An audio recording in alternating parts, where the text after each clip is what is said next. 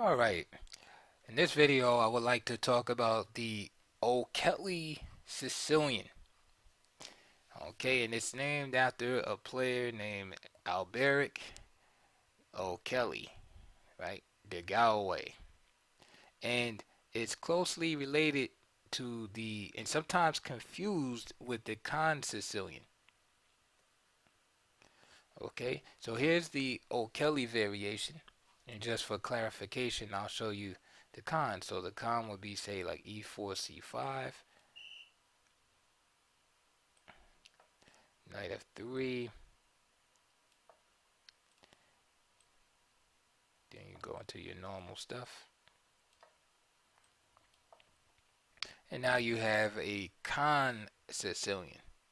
So if you notice, one of the differences is that this pawn on e6 has been pushed forward already. Whereas in the O Kelley variation, d4 has not been played yet, and e6 has not been played. So a6 is played right away. Now, um, one of the things that's interesting about this defense is that, first of all, this guy that is named after O Kelley, he didn't really play the defense that often. Um, he kind of played it in some master tournaments after World War II, but he wasn't playing like really strong players. But then he came out uh, with some material called the Sicilian Flank Game, which is kind of like a groundbreaking book. And I guess that earned him, the glory of having the opening named after him. But here's one of the few games that on record, and this is from 1950 from the Olympiad in Dubrovnik, and this is I think the teams that were playing is Denmark and Belgium. So a player with the white piece named Christian Poulsen, and with the black pieces is Alberic O Kelley. So after a6, just e4, c5, normal, normal, normal, and then a6. So what's the idea about a6? Well, one of the things is that here your normal move, which would be d4, is not the optimal move. A lot of people say it's bad. It's not bad. It's just not the, like, you don't want to play d4 as white. Okay? And you're gonna see why. So c takes d4, knight takes d4, queen takes d4 is possible, but I'll get back to that later. But okay, c takes d4, knight takes d4, knight f6. All right, bishop d3, and now notice that this knight is unprotected here at the bishop d3, and then knight c6. So this is already taking advantage of the unprotected white knight. This allows black to equalize as a result.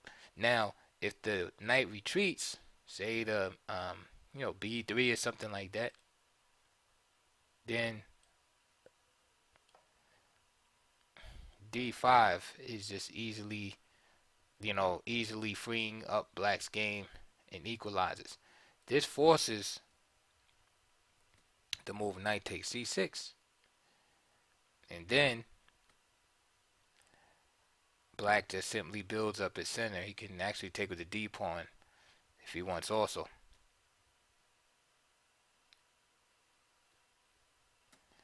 And then black gains some time by, now he just plays e7 to e5 in one move.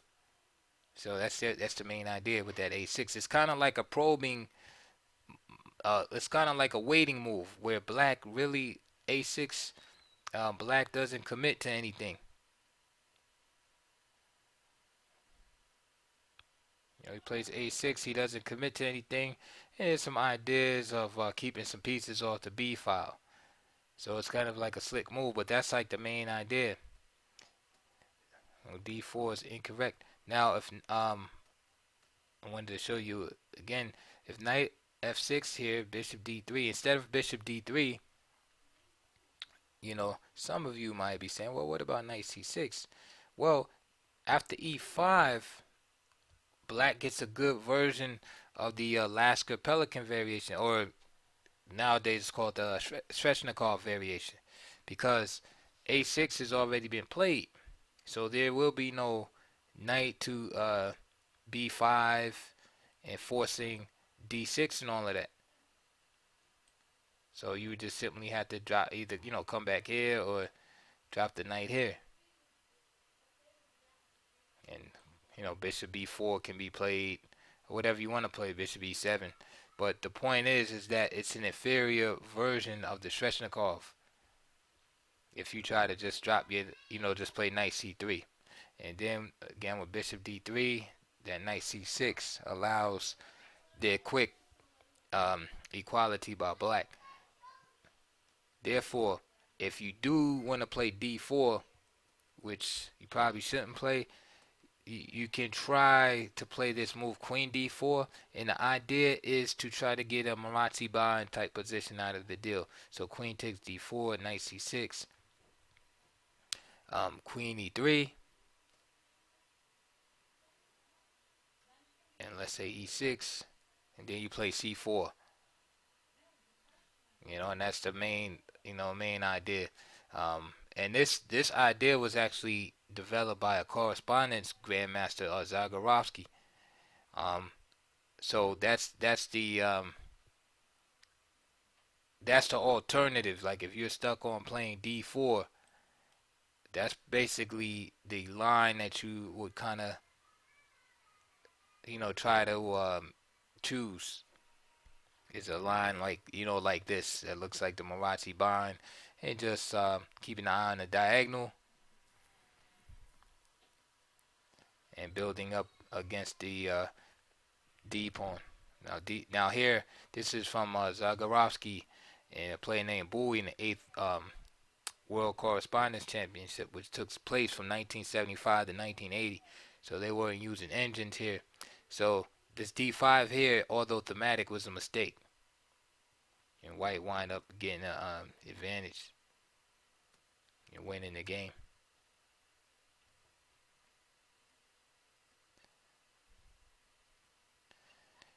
So that was just to show you, like, if you were stuck on playing d4, which is pretty much known as an error, then you try to go for that Marazzi bind type position.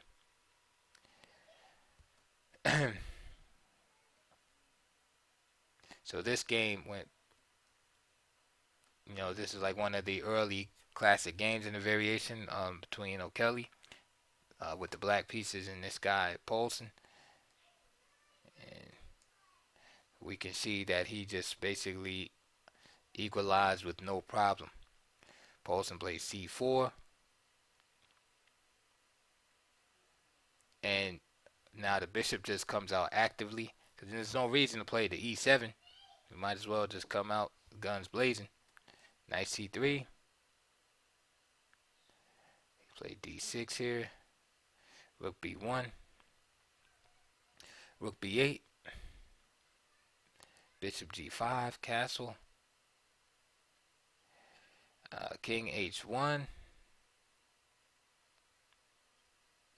And it looks like a kind of waste of time. Maybe white was just trying to get f4 in. He just plays h6.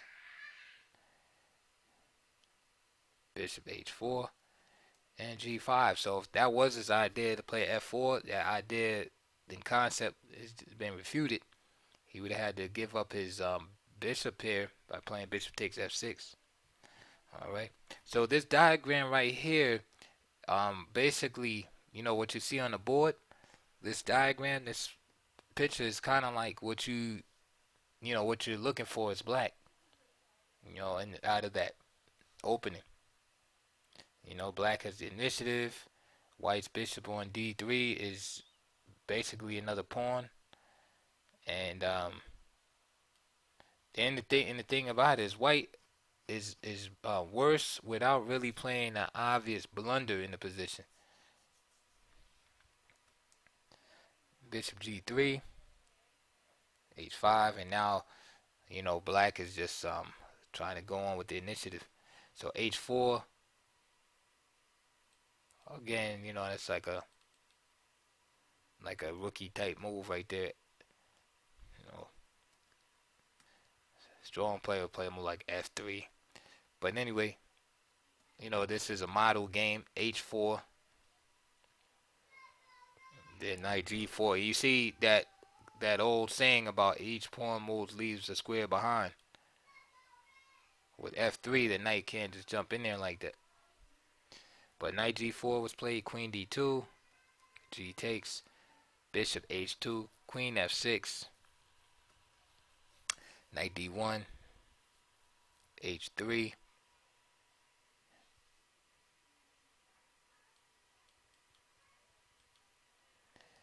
And this is just classic Sicilian stuff, and you got to be an aggressive, like a vigorous, energetic player to play the Sicilian, because a lot of times you'll have some type of weakness in your position as black, and you have to have compensation, whether it's an attack, initiative, etc., etc. F4, check, takes,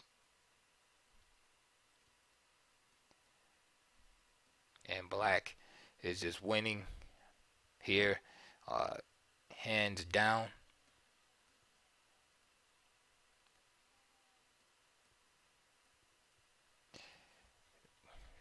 And that game was over. So white player had resigned. So that gives you a little insight on the ideas behind this move A6. It's like a high class waiting move basically. And the idea is not to play D4 right away. So what should white play? Well, theory has it that white should probably play a move, like C3, like an Alpin move like C3 and then D4, to go, fight against this idea. All right, let's look at another one. So here is Milan Matulovic, and with the white pieces and with the black pieces, Mark Taimanov, and this is from 1965, Russia versus Yugoslavia match. All right, so let's go to it. There it is again, and by this time it was known not to play D4. So Matulovic plays C3, and we have this Alpin type setup. D5 being possible because the square C3 is blocked. Normally the knight would be able to go here, so when the queen came to D5, as you see right here, normally if this pawn was back on C2, the knight would hit with time. But with C3, the queen is perfectly safe. So D4, E6 was played here by Taimanov. And we have like this Alpin Sicilian now. Bishop E2, knight F6, castle, C takes D4, C takes D4, and now white wishes to cash in on his time here. Bishop E7, knight C3, queen D6. All right, now let's look at the position. A7 to A6, right? This has good and bad points in the position. One thing is that it keeps pieces off B5, which is great, and black has the option of playing B5 himself. All right. The downside is that this square B6 is weakened, so at certain points, black has to be mindful and aware to keep pieces away from that square. All right.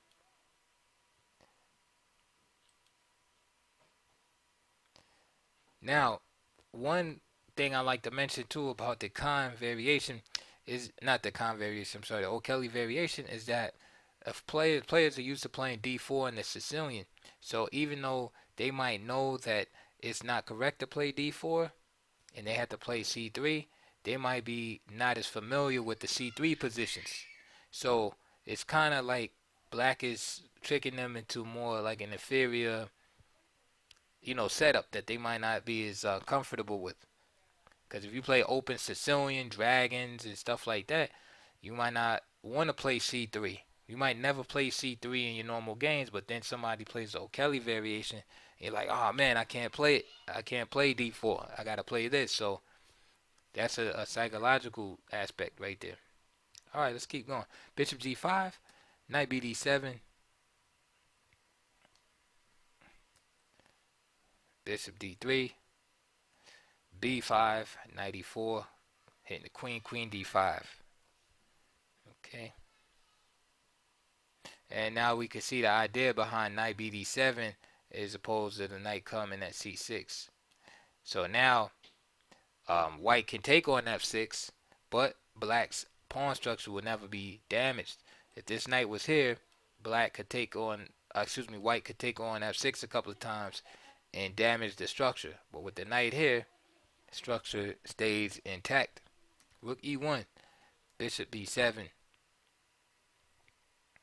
Okay, so we see Black's position is active too, and if you look at the Alapin variation with D5, you'll see that this position is a little more active than those lines. And of course, the main line in this one is this long diagonal from H1 to A8. A4 and B4, keeping it closed over there. There's no reason to exchange right there and allow any attack on the A6 pawn. Rook C8. Rook takes, Bishop takes, and now Queen C2. And here is very interesting. Is Matulovic is threatening this bishop, and if White castles this pawn here, and Taimanov just castles.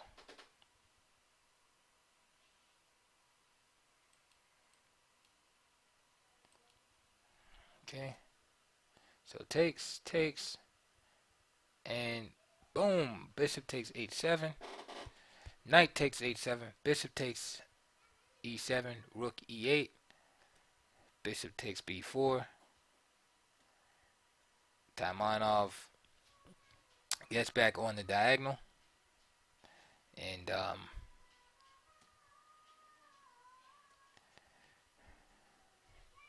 rook E3 is played, and knight G5,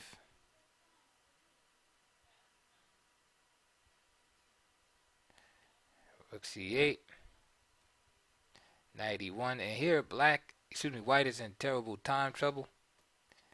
F3, knight D6, rook E5, queen C4,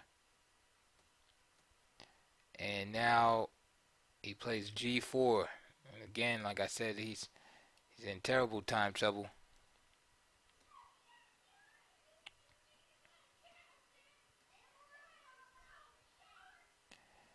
And Taimanov just keeps putting on the pressure.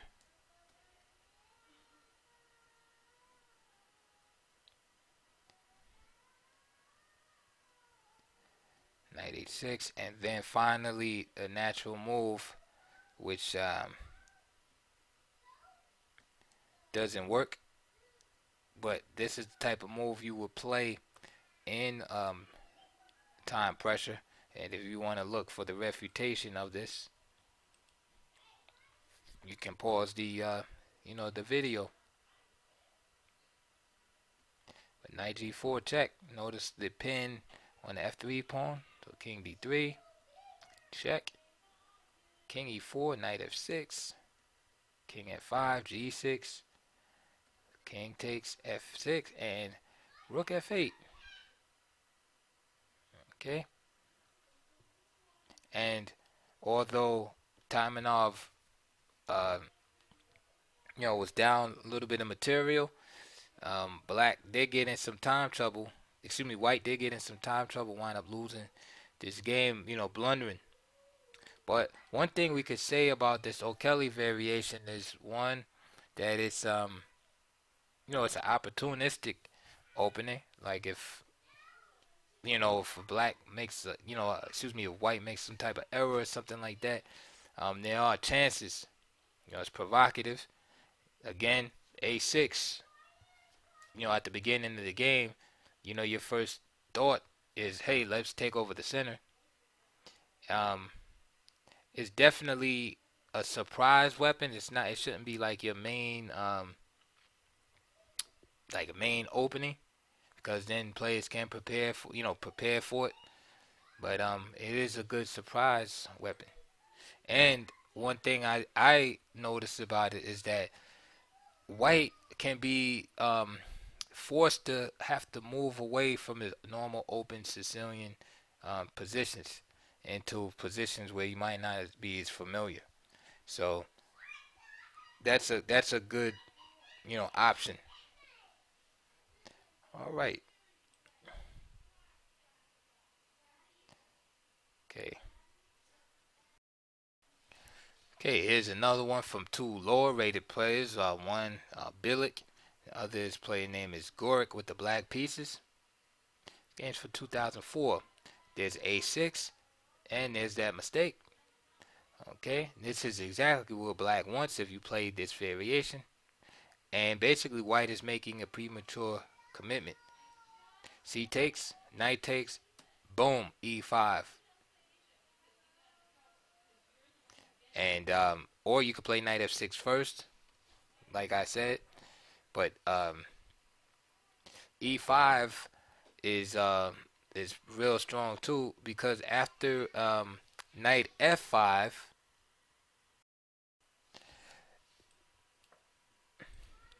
black can then strike with D5 immediately. So E5 happened, knight F3, knight F6, and now black can just develop quickly and had all the quick advantages of this E7, E5 with no drawbacks. If knight C3, right, if he tries to actually knight C3, then you just pin that guy right away.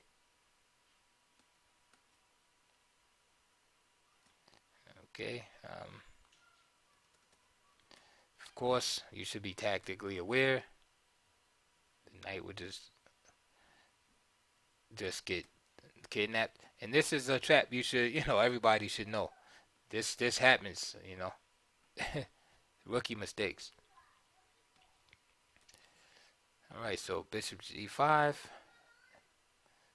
queen B6, just attacking stuff, and bishop takes, and again these are lower rated players. G takes. Now just simply, right, for all that is right and pure, just queen takes F6, right?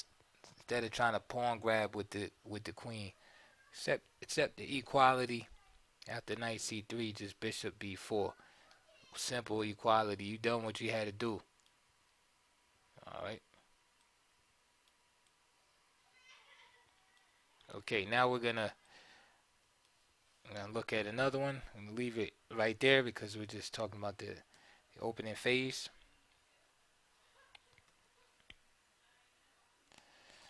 Okay, two more players, random players. Perez Garcia, and with the white pieces, another player, Cam Rakulov. Okay, yeah, Cam Rakulov. Wow, what a name. E4, C5, knight F3, A6, and again C3. All right. And the logic behind the C3 Sicilian is, as I said, besides avoiding the dubious nature of D4, is to play a C3 Sicilian, right, where A6 is kind of like a wasted move. All right. D5. Okay.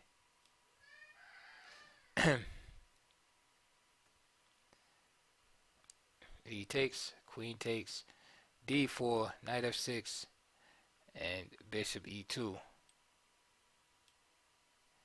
C takes, C takes, and G6. Okay. And basically what black wants to do is play against this isolated queen's pawn. Alright. So he's going to move his queen back to D8. put his bishop on G7, and then start working, working on this pawn.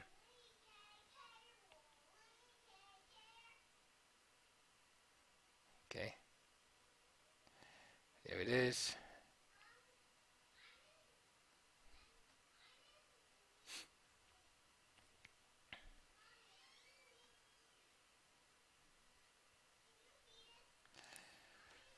And again, um, black had a decent game here, even though right here I like white's position, but I feel that black just went astray with all of this knight with 98. I didn't like that move.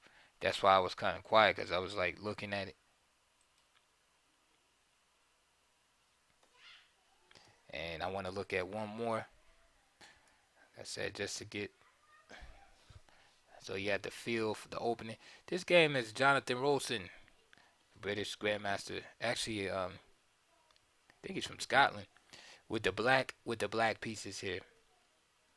And I wanted to show you this game because you're seeing C4. This is another move that is playable along with C3 and C4. And the idea is what I showed you earlier, that Zagorowski had came up with this idea of Marazzi bind, where it's hard to get any kind of freeing pawn breaks. All right. So let's see the idea. This is the idea of black, but from the Austrian Grandmaster Karl Roberts, who is known for the modern defense, or G6. It's called modern now, but before that, the old timers used to call it the Roberts defense after him. So he would play it all the time. This is one of his ideas. It's D6. There's your D4. And now bishop G4. And that's basically the idea. Is black is just playing positionally to control the D4 square. Right. And of course, a lot of players want to play this type of move because they say, oh, I can stop white from castling. But in the end, the prospects, aren't always there. So say D takes, bishop takes.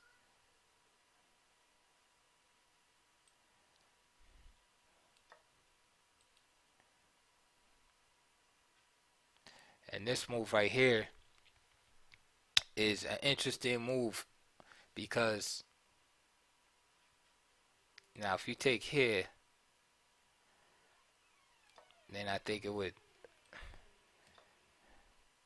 be a little problematic for black. White has these two bishops, some open lines, and a wandering king. He also has this little target here to attack. But instead of taking there, he can play this check and then play queen takes c5.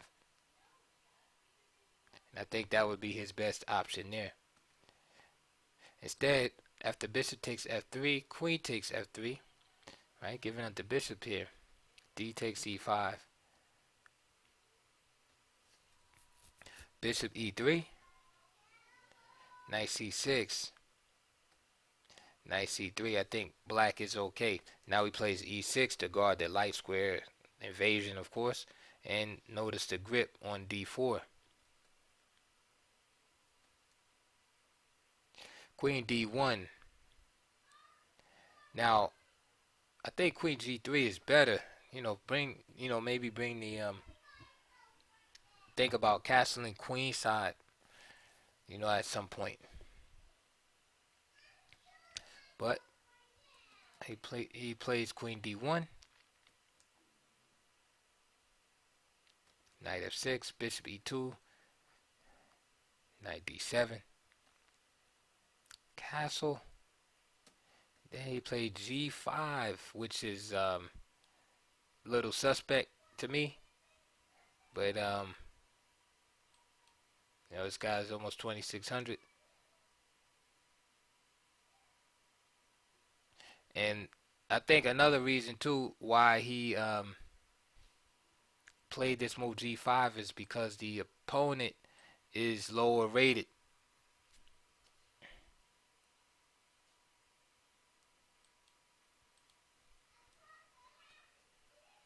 All right, so Queen C1.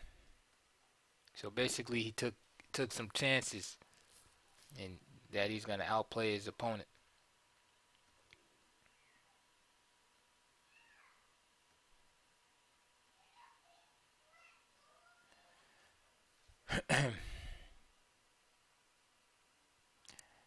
And again, out of nowhere, it seems like Black got an attack, and this pawn is a poison pawn. Um, this Queen H7, because at the Queen G5, um, there's a lot of trouble here because the Rook on D2 is threatened, and Knight F6 threatening the Queen. He plays E5, Queen takes D2, and he has this idea. But after King E7, Queen G4, and Knight takes E2, the game is over for all intents and purposes. And that's all. That's all uh, she wrote or he wrote in this case. And I won't even show you the rest of the game. But I hope that gives you an overview of, a quick overview as it was of the O Kelley variation. Okay, and again, it's a surprise weapon. It's not really meant to be used all the time, but it's good if you can catch, a player that you might know at a club or something. He likes certain type of position. Open Sicilian and stuff like that. He likes to play the Bishop G5, Knight off, and play all the most aggressive lines against the Sicilian. You hit him with that. And force him into the you just force him into um, playing something that he might not um, be is booked up on. So that ends our little survey on the O Kelley variation. And I'll see you guys on the next video. Hope you like and subscribe, and all questions will be answered.